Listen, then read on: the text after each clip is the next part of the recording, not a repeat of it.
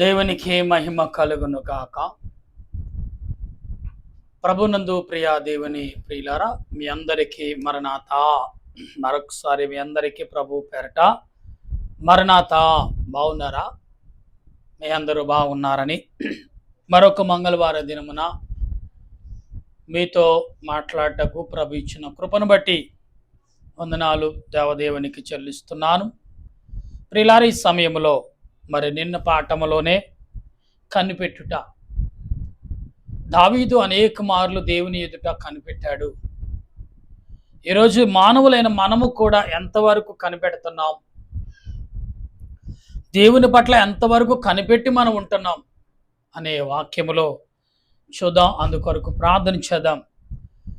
పరిశుద్ధుడా పరిశుద్ధుడా పరిశుద్ధుడా, దూతల చేత భక్తుల చేత భక్తి కోటి యావత్తు ప్రపంచము సృష్టి యావత్తు చేత స్తుతించబడుతూ కొనియాడబడుతూ కీర్తించబడుతూ ఆరాధించబడుచున్న మా ప్రభువా, నీ కొందనాలు స్తుతులు స్తోత్రాలు.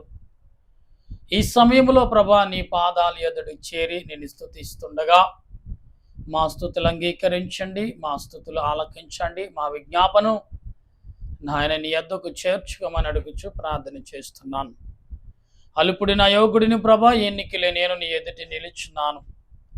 నా తలంపులు నా ఆలోచన వరకు చేయండి. ఎందుకనగా ప్రభా, నేను మాట్లాడితే ఎవరు వినరు కనుక నీవే మాట్లాడమని నిబిడలకు ఏ దినమున ఏ మాటలు నువ్వు బోధించున్నాయన్నావో, ఏ మాటలు నిబిడలకు వివరించున్నాయన్నావో, అప్పగించున్నాయన్నావో, నీ మాటలతో నిబిడలు బలపరుచున్నాయన్నావో, బలపరిచి నీ రాజ్యములకు వారసులుగా ఈ లోకములో జీవించే గొప్ప శక్తిమంతులుగా నీ వాక్యము ద్వారా బలపరచమని ఆత్మరూపుడు రక్షణకర్త అయిన దేవదేవుని నామమును అడుగుచు అలుపుడని నన్ను నీ సిలువ చాటుని మరుగుపరిచి దేవా, నా కంఠస్వర నీ బోరుగా వాడుకొని మీరే నీ బిడ్డలతో మాట్లాడమని క్రీస్తు అతి పరిశుద్ధమైన నామములో అడిగి బ్రతిమాలుచున్నాను పరమ తండ్రి, ఆమేన్. దేవదీవెన మనకు తోడైండును గాక, ఆమేన్. ప్రభునందు ప్రియా దేవుని ప్రియులారా, మరొకసారి ఈ సాయంకాల మరణాత కనిపెట్టుట. ఎవరి కొరకు మనం కనిపెట్టాలి? లోకములో కనిపెట్టడం అంటే చాలా రకాలు ఉన్నాయి. మొదటిగా మనం చూస్తే లోక సంబంధం గమనిస్తే పిల్లలు తల్లిదండ్రుల కొరకు కనిపెట్టుట, అయితే తల్లిదండ్రులు పిల్లల కొరకు కనిపెట్టుట, భార్య భర్త కొరకు కనిపెట్టుట, ప్రియులారు ప్రియుడి కొరకు కనిపెట్టుట, పనివాడు యజమానుడు కనిపెట్టుట, యజమానుడు కొరకు పనివాడు కనిపెట్టుకునుట, ఇస్తానని వారు ఇచ్చిట కొరకు దాని ఎదురు కనిపెట్టుట, ఇవ్వనన్న వారు ఎందుకు ఇవ్వరు అని కనిపెట్టుట, అలాగే ఆశ కొరకు కనిపెట్టుట, ఆశ తీర్చుకోట కొరకు కనిపెట్టుట, ఆశను తొలగించుకోట కొరకు కనిపెట్టుట. ఈ లోకములు ఏదైనా సంపాదించుకోవాలన్నా కనిపెట్టి ఉండాలి, ఏదైనా పోగొట్టుకోవాలన్నా కనిపెట్టుకునే ఉండాలి. ఇవన్నీ లోక సంబంధమని. కానీ దేవునితో కనిపెట్టుకున్నట్టంటే చాలా బలమైన సాధనమే చేయాలి. అది అలవర్చుకుంటే చాలా సింపుల్గా ఉంటుంది కనిపెట్టుకునుట. ఉదయకాలం ఎక్కువ జానం లేచి దేవుని సన్నిధిలో ప్రార్థన చేయడం ఎంతో అమోహం, సంతోషకరం, ఆనందకరము కూడా అని కనిపెట్టుట. వాక్య గ్రంథాలు చూద్దాం. యెషయా గ్రంథం 40 అధ్యాయం 31వ వచనం. యెషయా గ్రంథము 40 అధ్యాయము 31వ వచనములో భక్తుడైన యెషయా గారు చెప్తున్న మాటలని ఒకసారి శ్రద్ధ కలిగి మనం విందాం.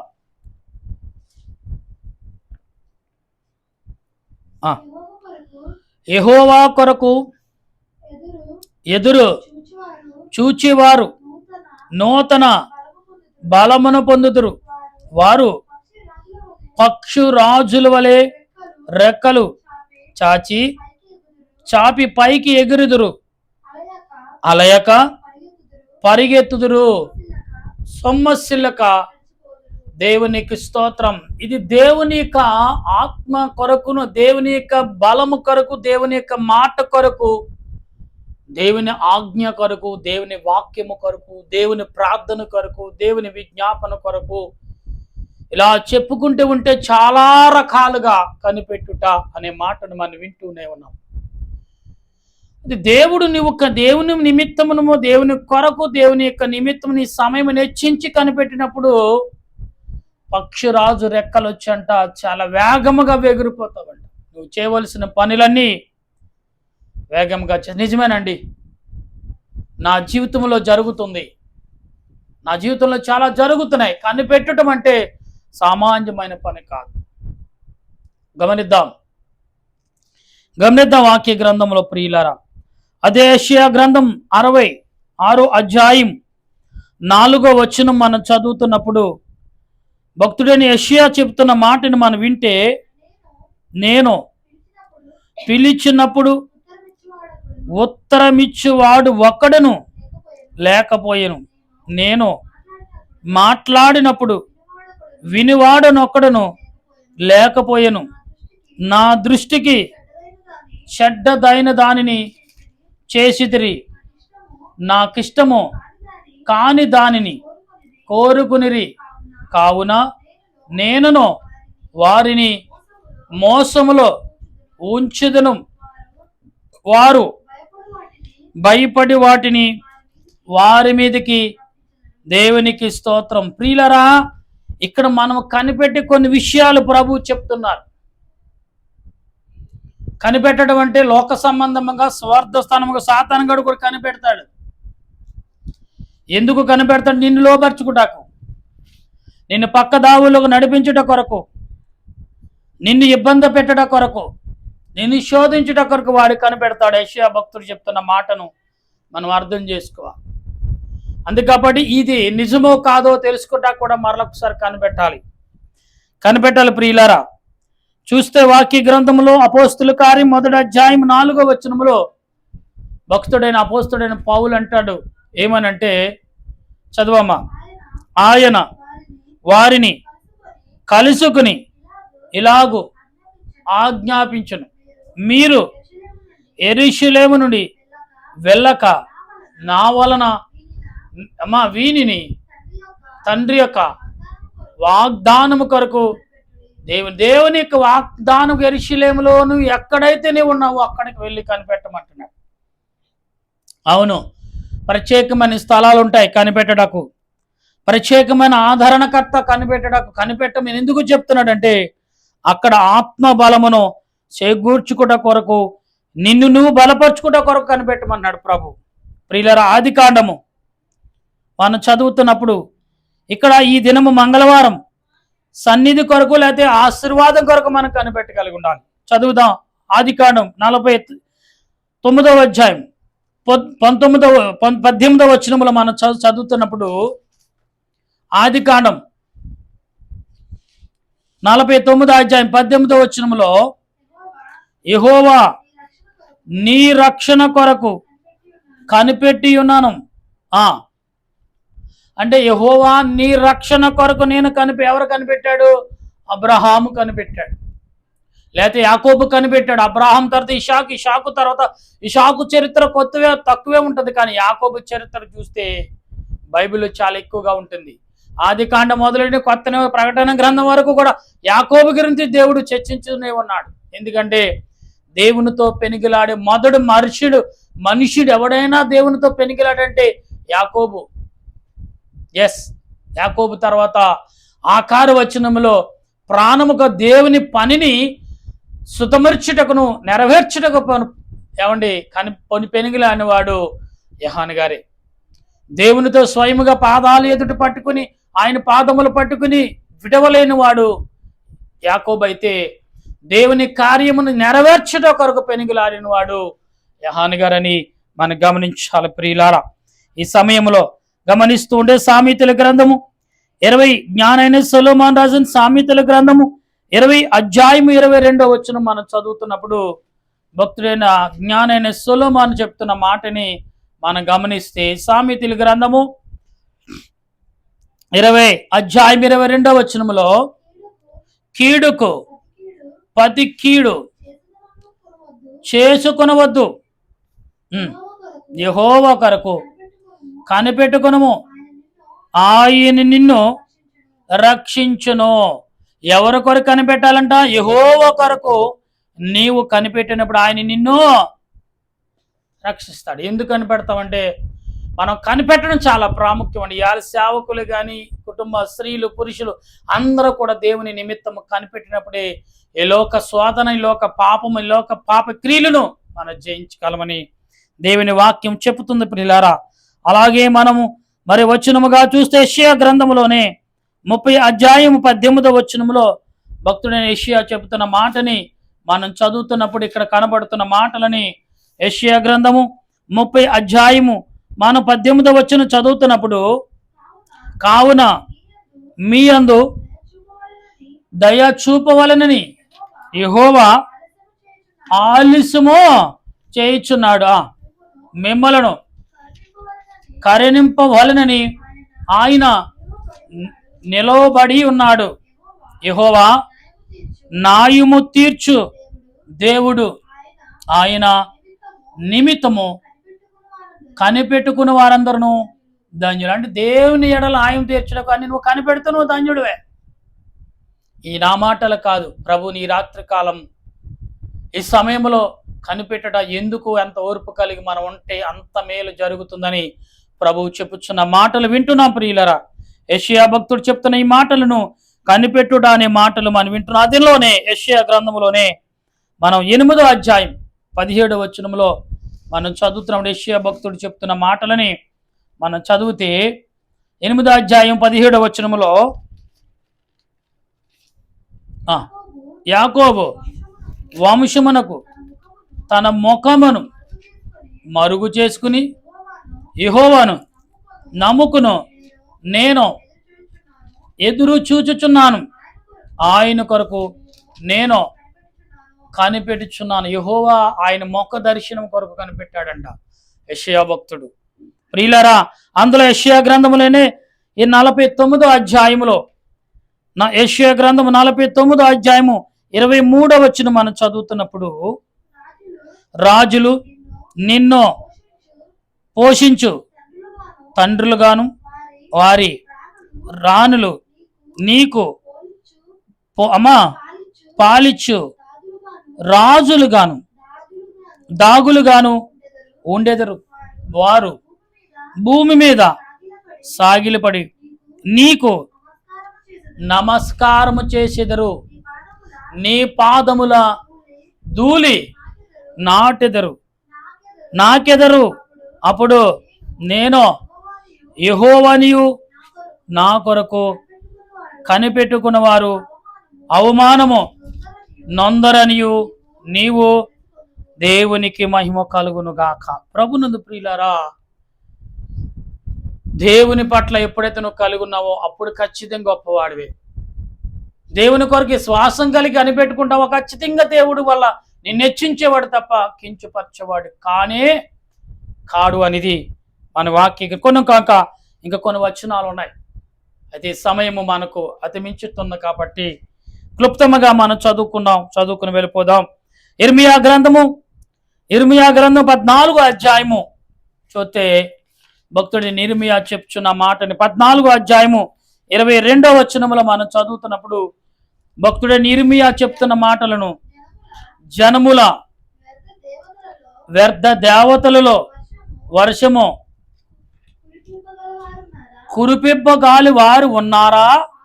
ఆకాశము వాననీయగలదా? మా దేవుడివైన యెహోవా నీవే కదా దాన్ని చేయుచున్నావు. నీవే నీ క్రియలను చేయుచున్నావు. నీ కొరకే మేము చూసారా, ఎందుకు ఆకాశము నీళ్ళు ఇవ్వగలదా? దేవుడు చేశాడు, దేవుడు ఆజ్ఞ ఇస్తే అవి వస్తున్నాయి. ఏలియా 3.5 సంవత్సరాలు వర్షాన్ని దేవుని ఆజ్ఞతో బంధించాడు, కాలమును బంధించాడు. దేవుని అధికారం లేదు, మనం ఏమీ చేయలేము. దేవుడు ఇంకా అధికారం ఇస్తా అన్నాడు. అందుకే భూమి ఆకాశమా భూప్రజలకు లోబడి ఉండుము అని దేవుడు ఏనాడు ఆజ్ఞాపించాడనేది మనం గమనించాలి. ప్రియులారా, గమనించినప్పుడు మనం ఆలోచన కాలి జకర్యా భక్తుడు రాసిన జకర్యా గ్రంథము 3 అధ్యాయం 8 వచనంలో భక్తుడిని జకర్యా తన ఆత్మ నిమిత్తము ఎంతగా దేవుని సన్నిధిలో కనిపెట్టాడు. జకర్యా గ్రంథములో మనం చదువుతున్నప్పుడు కనపడుతున్న మాటలని జకర్యా గ్రంథము 3:8 ప్రధాన యాజకుడు అయిన యెహోషువ నీ ఎదుట కూర్చుండు, నీ సహకారును చూచునులుగా ఉన్నారు. నీవును వారును నా మాట ఆలకింపవలెను. ఏదనగా చిగురు అను నా సేవకుని నేను రప్పింపబోచున్నాను. అంటే ఎందుకు దేవుడు రప్పింపబోచున్నాడు? ప్రియులరా, మనం ఒకసారి ఆలోచన కలిగి ఉండాలి. ఇక్కడ ఎందుకు దేవుడు మనతో మాట్లాడుచు, అది కూడా 11 జకర్యా గ్రంథం 11:11 చదువు తల్లి. ఇక్కడ మాట్లాడుచున్న ఈ మాటలు మనం ఒకసారి ఆలోచిద్దాం. అది విర్రవబడిన దినమున నేను చెప్పినది యెహోవాకు అని మందలో బలహీనులమై నన్ను కనిపెట్టుకుని ఉన్న గొర్రెలు దేవునికి స్తోత్రం. ఎప్పుడైతే దేవుని కొరకు మనం కనిపెడుతున్నామో ఖచ్చితంగా దేవుడు మనల్ని గుర్తిస్తాడు. ఎస్, ఇలా కనిపెట్టకుండా మనం ఏమైతే పనులు చేస్తున్నామో ఆ పనులన్నీ దేవుని దృష్టికి చేరవు. ఆకార వచ్చిన మనం చదువుకుని ముగించుకుందాం. లూకాసు వార్త 2 వచనాలు మాత్రమే ఉన్న లూకాసు వార్త 2:25 యేసు ప్రభు యొక్క పుట్టుక కొరకు ప్రపంచమే కనిపెట్టుకున్న మాటను మనం చూస్తూ ఉంటాం. చదవమ్మ లూకాసు వార్త 22:25. యెరూషలేమందు సీమోనను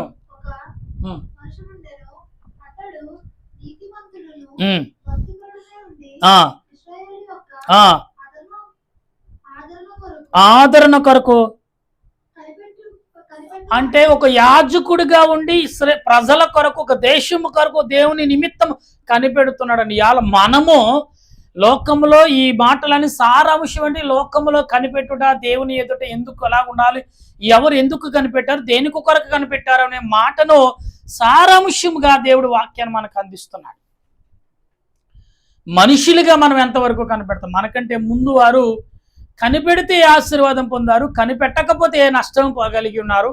కనిపెట్టి ఉంటే ఎంత ఆశీర్వాదం.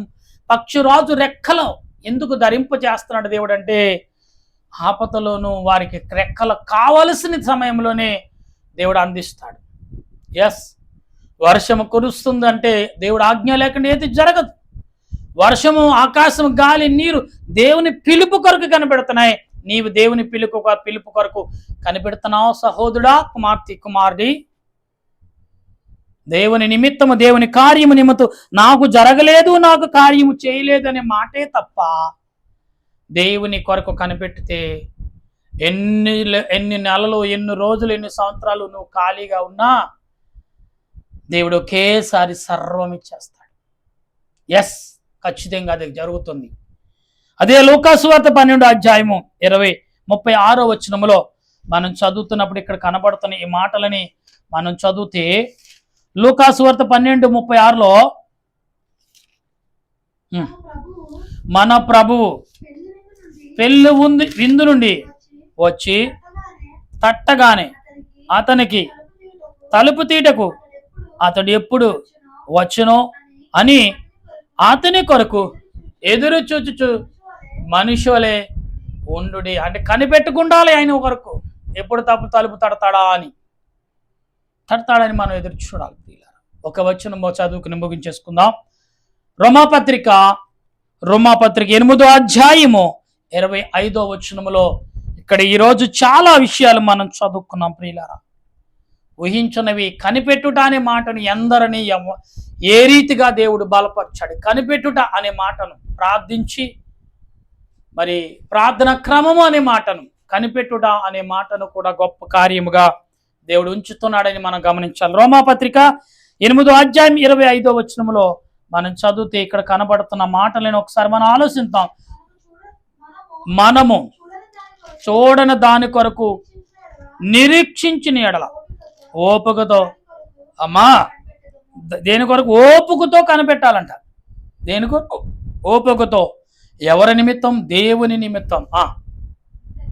అంటే ఓర్పు సహనం మనకున్నప్పుడు నీ ప్రార్థనకి ప్రతిఫలం, నీ క్రియలకు విజయము జరుగుతుందని పరిశుద్ధాత్మ దేవుడు మనకు అందిస్తున్నాడు. అటువంటి ఆశీర్వాదం ఈ రోజున నువ్వు కనిపెట్టి ప్రార్థన చేస్తే గొప్ప కార్యము దేవుడు నీ పట్ల చేయగలడని, చేసేవాడని నమ్ముచు మా రక్షకుడును ప్రభు అని దేవదేవుని నామములో ఈ ప్రార్థన కనిపెట్టి చేయాలని ప్రతి వారు అందరైతే అనుకుంటున్నారు. పరిశుద్ధాత్మ దేవుడు మీ అందరికీ ఆయన మహిమతో నింపును గాక.